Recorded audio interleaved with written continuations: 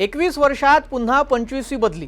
आतापर्यंत IPLच्या सीझनपेक्षा जास्त तुकाराम मुंढेंच्या बदल्या झाल्या। कधी वर्षभरात तर कधी काही महिन्यात तर कधी काही दिवसातच त्यांची बदली करण्यात येते। नियमानुसार एखाद्या अधिकाऱ्याला आपल्या पदावर किमान 3 वर्ष काम करणं अपेक्षित असतं, पण यावेळी 45 दिवसांच्या आतच त्यांची बदली झाली।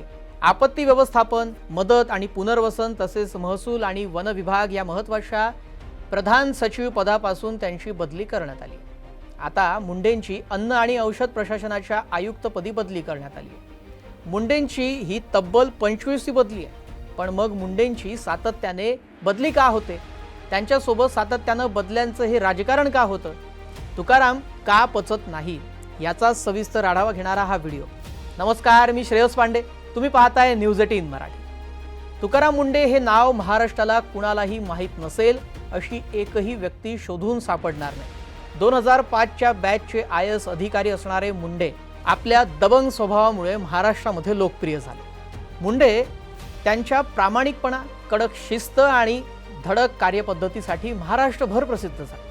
त्यांच्या सातत्याने होणाऱ्या बदल्यांमागे त्यांची प्रशासकीय शैली, राजकीय संघर्ष आणि थेट जनतेशी जोडण्याची पद्धत हे कारणीभूत मानली जाते। तुकाराम मुंढे हे कोणत्याही दबावाला बळी न पडता पूर्णपणे बाय द बुक म्हणजेच नियमानुसार काम करण्यासाठी ओळखले जातात। अनेकदा स्थानिक नेते किंवा लोकप्रतिनिधींच्या राजकीय हितसंबंधांना त्यांच्या नियमांमुळे धक्का पोहोचतो।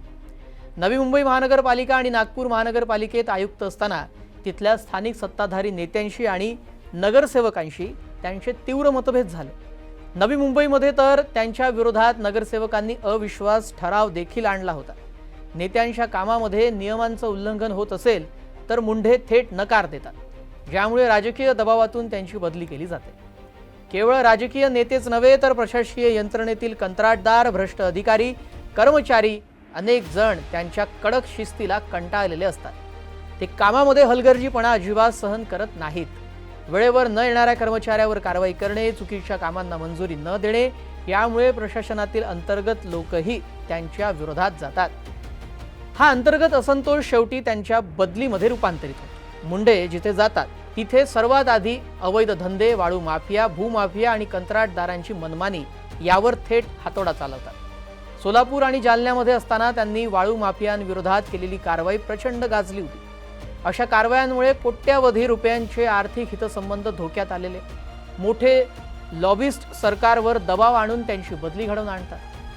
सगळ्यात महत्त्वाचं म्हणजे तुकाराम मुंढे जिथे जातात तिथली सामान्य जनता त्यांच्या पाठीशी उभी राहते। त्यांच्या जनसुनावणी आणि थेट जनतेच्या तक्रारी दूर करण्याच्या पद्धतीमुळे त्यांची सिस्टमपेक्षा मोठी पब्लिक इमेज तयार होते। लोकशाहीमध्ये अनेकदा निवडून आलेल्या नेत्यांना ही गोष्ट ही खटकते, कारण अधिकाऱ्याची लोकप्रियता नेत्यापेक्षा जास्त वाढली तर राजकीय वर्चस्वाला धोका निर्माण होतो, असा एक समज राजकीय वर्तुळात आहे। प्रशासनामध्ये काम करताना अनेकदा तडजोड करावी लागते, जी मुंढे यांच्या स्वभावातच नाहीये। कायदा आणि नियम सर्वांसाठी सारखेच, मग समोर कितीही मोठी व्यक्ती असो, हा त्यांचा बाणा आहे। हीच अति कडक वाटणारी भूमिका प्रशासकीय सुशासनासाठी चांगली असली तरीही व्यावहारिक राजकारणामध्ये ती राजकर्त्यांना अडचणीची ठरते। मुंढेंची हीच कार्यपद्धती कायद्याचं राज्य आणण्यासाठी योग्य मानली जाते, पण सत्तेच्या राजकारणामध्ये आणि ॲडजस्टमेंट करणाऱ्या सिस्टीममध्ये त्यांचा हा प्रामाणिकपणा फिट बसत नाही। त्यांच्या कार्यक्षमतेचा जनतेला फायदा होतो, पण राजकीय आणि प्रशासकीय वर्तुळाला त्याचा हा कडक स्वभाव पचनी पडत नाही।